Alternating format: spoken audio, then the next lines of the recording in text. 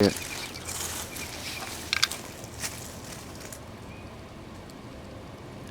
Oh, that was pretty close. We're back, episode 3, in my backyard. Special guest today, animator, plushie designer, clothing designer. This guy does everything. We got Satch in the building.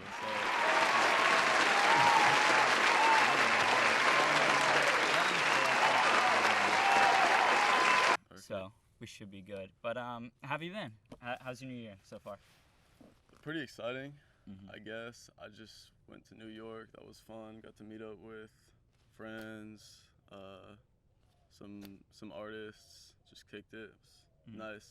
Did you do any work out there, or was it just strictly Just kicking it, yeah. Yeah. And who'd you link up with? I saw you were with Jack. I was with Jack. I was with my boy Logan, with Safeguard Beats, Dawson, who does their videos too, PPG Casper.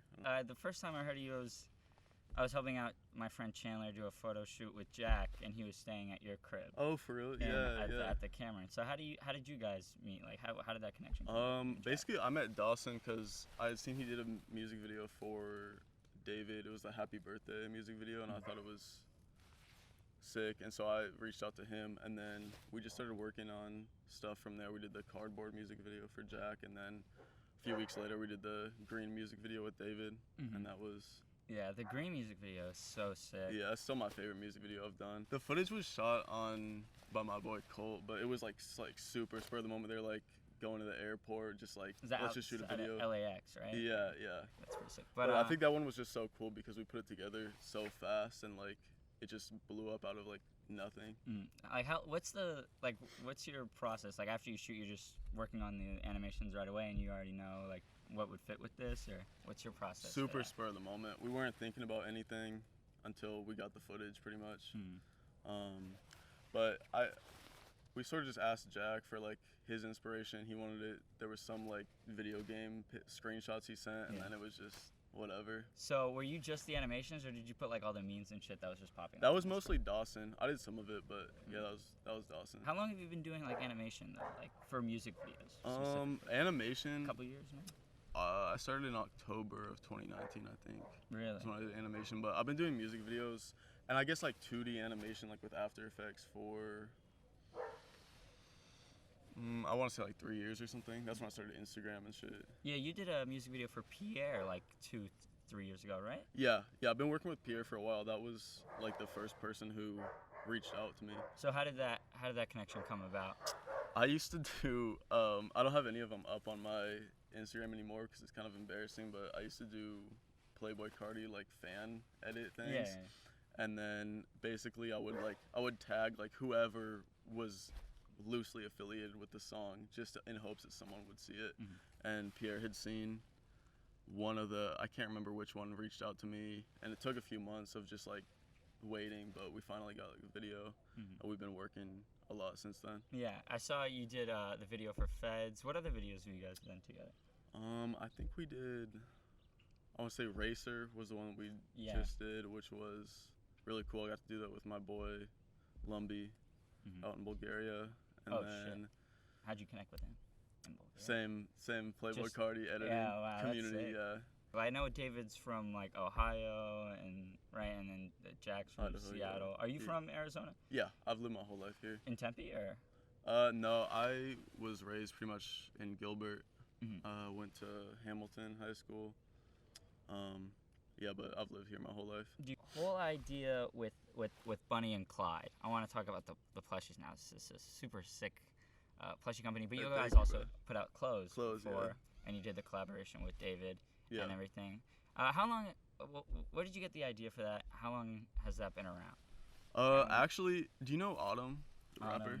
Nah. I've heard of him. Yeah, I don't know him personally. So we were talking, and I was really fanning out over his music, and I wanted to. This was, I think, like this time last year, and I had really wanted to do a music video for this song, and so I started working on something without really asking him, and I pitched it to him, and he never responded. But I made those two characters, Bunny and Clyde, like sort of like primitive versions of them.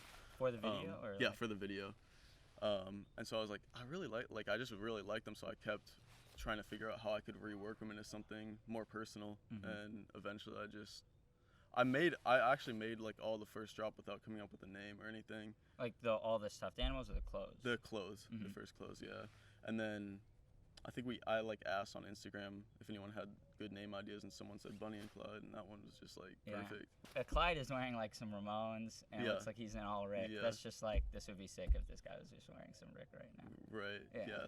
No, definitely Clyde is like, it's just like me. Oh, type shit. Inspiration. But how was this past year for you? 2020 seemed like a big year. Like, how was that? Yeah. No, it was great. It was. I feel like it was the first year where I was really doing what I wanted to be doing and working on like personal stuff rather than just like grinding, you know.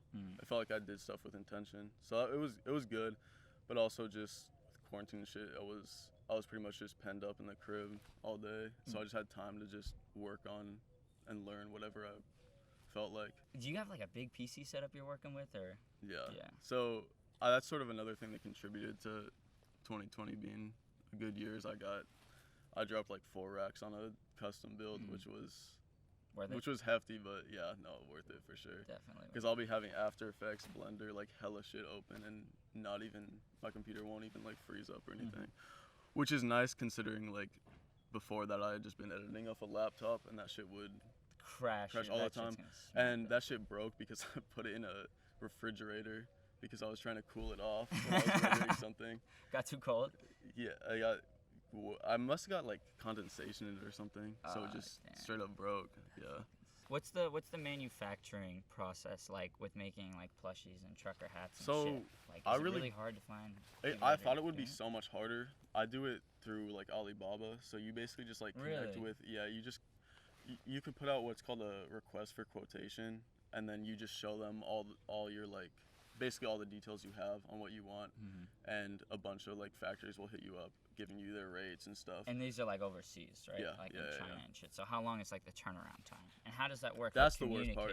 It was probably like a 3-month turnaround between like contacting the supplier and selling was like a 3-month turnaround. And that's for the bunnies, the plushies. Yeah. And so when you're doing, how are you gauging how many you should order? Because if it's taking that long to get them out, like, are you thinking I might as well order a lot just to have some on hand for a while? Yeah. I ordered like more than we sold for sure, but I knew how much I would need to sell to make my money back or make a profit. Because right now everything's just about making my money back, return on investment, and if I make some bread from it, that's great. But then I can just like pay more to the people who help me, or invest more into different things.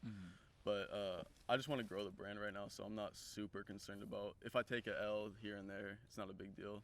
So how does it go in like making sure they know exactly what you want? Is it just sending them pictures and everything? Yeah, you can send anything like 3D files. Really, all I had to send, I think you could even just send them 2D pictures and they would like do their best. Yeah, they're pretty great. But it's just like it's about finding the right manufacturer, because sometimes I've been scammed multiple times already. Really trying to figure it out. Yeah, but it's not like I'll send them like $40 for a sample and they'll just stop hitting me back type shit. Yeah. Because I hear like sampling is the most expensive part. Because if you're getting just one thing or something like that, a few pieces, they're gonna charge you up the ass. Yeah. No, for sure. I mean, and eventually I want to start doing it here. It's fucking expensive to do it here. Yeah. And it's also just hard to find a manufacturer. But all our clothes, so like the David drop that we did, all that, and future clothes drops, I have a manufacturer here in the U.S. in like Screen Orange Printing County. Yeah. Nice. That's the move. It's just more like obscure kind of things that you need to find someone specific for, and it's way easier to find an overseas manufacturer for that. So right now it seems like you got a lot going on. Is there one thing you're focusing on, particularly like animation or music videos or the brand? Like, how are you kind of balancing it out? Honestly, that's kind of the good thing, because I feel like I'm not stagnant. Like, I'm just bouncing between things, and eventually I'll have to, settle more into one specific thing. I do like the animation probably the most, but like last year I had been working in 2019, sorry. I'd been working like in the pop music industry, like just doing industry. So like like big artists like Camila Cabello, people like that. Like working like an A&R or some shit like that? What do you No, mean? no, no. Like still doing editing, but more like in like video. a like employee sense, I guess. Oh shit! And how'd that come about? I met like one of my boys, Colt, put me on with a creative director out there, and so it was a good experience. But I just realized quickly that like the grindy stuff was not what I wanted to be doing, because I was making good money from it, but it was definitely like, oh, animate this cover. We need like 10 different versions, like this and that. Constant like, work. Yeah, which I was not. Like, I like working, but I like something that's stimulating rather than like a grind. Yeah, it's like you like animation, but then like to the point where it becomes just work. You start to resent it. Right. Exactly. Yeah, I think when anything becomes a grind, with art, it's just you lose the passion for it for sure, and it's just not as good. Yeah, that's like, so you were just like putting together music videos, like editing clips, not really like doing any animation type stuff. Yeah, putting effects on videos, stuff like that. Maybe doing some like key color correction and stuff like that. And this was all 2020? 2019. This is 2019. Sweet. So you're. And then my laptop broke, and that was. Wow, you were doing all that on a laptop. Yeah. How big were these files? I mean, that's like huge, a big bro. music video. Oh my god, it was bad. Huge ass, like raw, like terabytes of footage. Yeah, it was Jesus Christ, how the fuck do you off a laptop. that? Yeah, it was whack. That sounds pretty unsustainable. No, for sure. I'd say, yeah. I'm glad I got off it. Any music videos in the works right now? Yeah, I'm finishing up this video. I posted a snippet on my Instagram for David and Casper, Kiss and Touch. That one's gonna be good. Yeah, I'm excited for that. I think that song's a hit. But yeah, I haven't really been like thinking about music videos as much lately, other than just like commissions. Just because I'm starting to feel with the music industry, sometimes I'm like, wow, this song is so good. Like, this is gonna blow up for sure, and then nothing happens, and it's like, damn.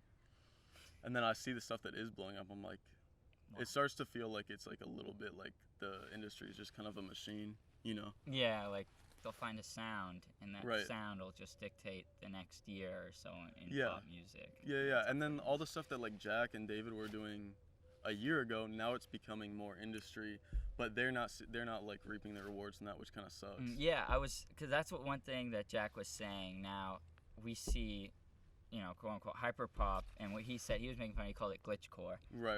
And that is definitely taking off from what we saw in 2019. Like even when 100 gex broke, now you have like 1,000,000 gex clones. Right. And like the hyper pop kids and everything. And yeah, I think they do kind of get left out of that conversation as like innovators. Yeah. Because they were doing it at a very like raw level, and everything was brand new. And now I feel like the industry, like they take in these artists, get them big budgets, clean it up a bunch so it's, you know, something you can play on the radio or on TikToks and shit. Yeah. And now it's kind of lost like the original charm that it used to have. It was almost like a counterculture, basically. And then when it leaks into the mainstream, people pull away from it. Exactly. For sure. But how is it like really building your following for the past few years and being around these people that you saw like really like kind of step in the limelight in a bit? What was that like for you? No, it was cool. I mean, pretty much I would say like I would say like at least half of my followers, probably more, have been following me since like I was doing Cardi edits and stuff like that. That's how and so a lot of people ask me like, bro, like how do you blow up doing this stuff? And really that's how it happened. I really got lucky more so than anything else, because at first that Cardi community is so like cultish and big, and not a lot of people were doing those edits, and so back then it was just me, like Lumbee, Zuzi, Reef, Nightive, and all those guys blown up now and are doing their own thing, which is really cool. But back then everyone was just like seeking out Cardi related content, and so it was just like a really lucky thing for me, because I got a bunch of followers, and luckily a lot of them stayed around rather than left once I stopped doing that shit. But yeah, it's been kind of like, sometimes it's weird, like, oh, I almost have like 10K on Instagram, and my post will get like 1K likes, and that kind of sucks, but it's cool just either way having like a constant like group of people supporting you. I'm really lucky for that, because that's definitely kept me going. I think if I didn't have that, I probably may have been discouraged and moved on to something else. Yeah, For sure. But speaking of Cardi, what'd you think about the Whole Lotta Red? I was a big fan. I really liked it. Yeah. Hell yeah. Like, a lot of people came out the gate, like, 5 minutes after the album drops. This shit sucks. It's like... Yeah, they just love the hate. That's Twitter. That's why I deleted Twitter that shit. is so toxic, dude. Yeah, like, man. I don't know. Everyone's just so quick to have, like, an outrageous opinion. Yeah, exactly. Which is so dumb. But, exactly. I mean, if you don't like it, there's so many artists where you can listen to it once and be like, this sucks. You'll never pick it up again. But if you actually just listen to it a couple more times. Yeah, I was exactly. Like, like when he was, like, showing all the features and stuff before the album came out, I was, like, really concerned. I thought it was going to be... like it seemed like almost very an industry album. Yeah, like I thought it was gonna be like him trying to be like Travis Scott and do some Astroworld shit. So when he dropped that shit and it was very like new and raw and like not a lot of features, I was happy. And I think a lot of people were sad about that. Yeah. Everyone was acting like it was completely different from anything he'd ever done, but I saw like a lot of similarities from Die Lit, like that still hard punkish sound. You know? Yeah, it sounded. Do you know Zeliocho? Yeah, I was actually just watching his music video. You guys just did a music video together. Yeah, you helped him out. Yeah, with the animations. The intro. With PG3, yeah. That shit was pretty sick. What about? I think Zeliocho sound definitely influenced Cardi. That's a hot take because he's kind of a small artist right now, but they definitely have with the Whole Lotta Red. That scene, like him, like Summers, and all those guys. I think that's definitely an influential scene now. I'm a huge Summers stan. Yeah. I really want to work with him. That's like the one artist I think I like. Have you got in contact with him or? Yeah, anything? A little bit, but sometimes it's hard to reach out to people like that. What's it like when you have connects? Like you know people that know them. Yeah. And you want to build like a relationship, not just a working relationship. Maybe you just want to get to know them. Like, how do you go about that? Like sometimes that's a good question. Because sometimes it's like awkward because you feel like you're too tapped in to like be like reaching out to people on some fan shit, and it's hard to like. Sometimes I feel like maybe that's just like an ego thing, but it's like you don't want to like come off weird. Yeah, it's like like I'm like begging this person to work with me, and then what if it actually happens and it's gonna be like so awkward? Yeah, I want everything to be natural, so I don't want to reach out to people to work too much. I'd rather it come about naturally, and I feel like I got very lucky like getting to work with Pi'erre and artists like that like pretty early on, and so that's gonna help me to like cultivate relationships with other artists, and so I shouldn't try too hard to work with any one particular person. Were you able to link up with Pi'erre and talk to him? No, we haven't ever linked in person, but it was all remote. Yeah. Like, did he call you or anything? Like, tell you what he wanted on the video?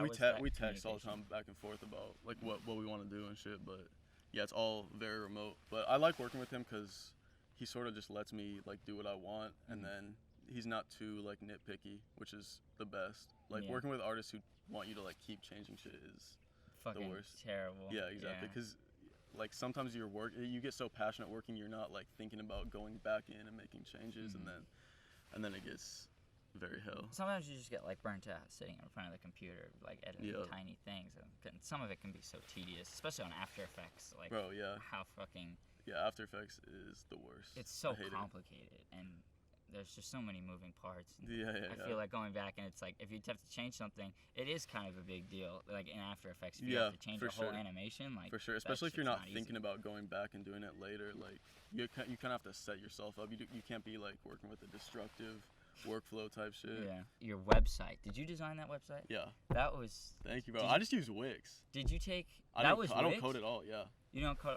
How did you get like the bubbles on everything and I just made all that shit pictures and like layered them on the website and shit. Yeah, that's pretty dope. Because the background, very Ice Dancer. Was that your intent? The Blade album. Ice Dancer, bro. Yeah. Exactly. Yes.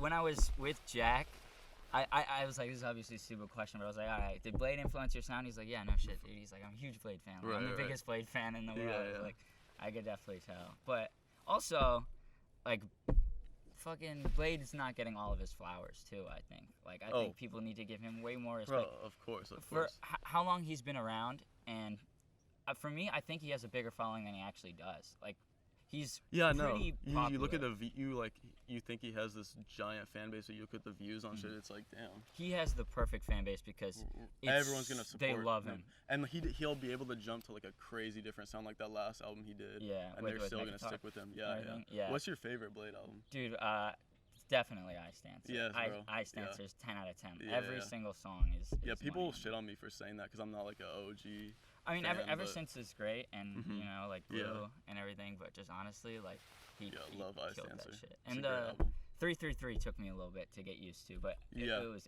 good. That one's great too. 2 albums, Exeter. 3 albums in Love 2020 Exeter, was fucking crazy. The GOAT. Yeah, he's going off. He's snapping. But I mean, it sucks because I can't get any of his merch. He must drop like 2 shirts. Yeah, I know. The stock drop. must be so low. It's so low. And he announced his U.S. tour, and we got tickets. And so fucking excited, dude. In LA and everything. I had an Airbnb set up, and the show, like, obviously, oh my god, you got an Airbnb canceled. for that? Yeah. Oh, only got Airbnb credit back. But, I mean, I never got a refund for the tickets, so hopefully he's planning on redoing the show. One day. That would be 2023. Nice. Yeah. Yeah. Fuck, dude. I don't know. I'm just trying to see him, like, before I die. It's way too big. Or, like, I don't know. The thing with Cardi, it's like this. It's like, the last time I saw him, it was in like an all GA venue. Was it here? It was here. It was in the Marquee. The Neon one? Or Neon was it? Tour. Yeah. I fucking was there. great show. You were there? Yeah. So such a sick show. Like it's not being a dick. It's just I fear that he might get too big where he's playing arena shows, and then the GA tickets are gonna be so expensive. Right. Exactly. If I was to go to a Blade show, I'd want it to be very like intimate and like. Yeah. Exactly. Yeah. That like and. I feel like his live shows and his music, the recording, there's so much more energy in the live shows. Yeah. Like it's 100%. Huge difference. But all right, we'll wrap it up for this time. Thanks for coming out. Yeah, of course. Really great conversation. Thank you for having me. Yeah. All right. We'll see you next time, guys. Thanks a lot. All right, we got a little bonus on today's episode. Satch has agreed to participate in the Sticked Up Challenge. So this is just a BB gun, not a real gun. Here, flashback to this. BB gun, you can hear the BB's in it. We just want to see if he can shoot a couple of these bottles, or just one. And if he does, we'll give him a prize. So let's see. Okay. And without further ado. Round 1. Round 2. Oh, yeah. Final round. Damn, I can't shoot for shit. It's all right. You know, we still got a prize for him. Do you have the prize? You know where it is? It's in there. I don't deserve it. Nah, trust me, you deserve This it. is our business. This is a free pair of poo-poo duty undies. These are pre-shit stained underwear. Not real poop. Just, you know, for everyone out there, kind of looks real. You know, this is just our gift of gratitude for you coming on the show. We really appreciate it. Thank you. You know, you can keep it if you want. That means a lot. You know, Thank you so much. If you don't want to, yeah, no problem. Yeah, hold it up. Super With the gun. cautious.